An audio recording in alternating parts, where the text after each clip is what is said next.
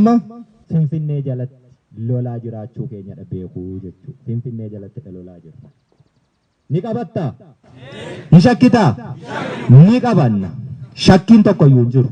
Xiyyaara isaas argiteetta, taankii isaas argiteetta, diishqaa isaas argiteetta. Homaattuu hin ba'u. Kilaashiin jala siqanii lolanii jechuudha. Isa immoo beektaa muuxannoo isaatti qabdaa. Ati sanaaf cuuphamteetu baate. Yeroon kun immoo yeroo dhaloota kanaati.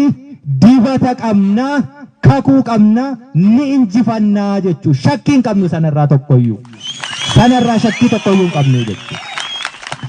Bifa kamiinuu yoo ta'e Oromoof nuti toluma duuna. Toluma duuna.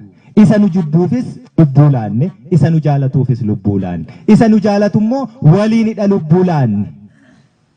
Waliinidha lubbuu laanne.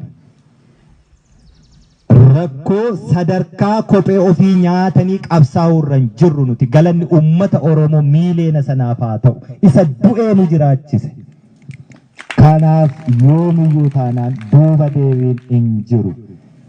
Itoophiyaan har'aa raafamaa jirti akka aannanii. Itoophiyaan raafamtu kana ni raafna. Raafamuus qabdi.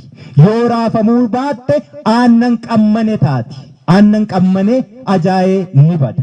Akkas taate raafamuun dirqama. Yoo raafamte immoo dhadhaa fi dhama baachi keessaa. Kanaaf nuti raasnee dhadhaa sana baasuu qabna.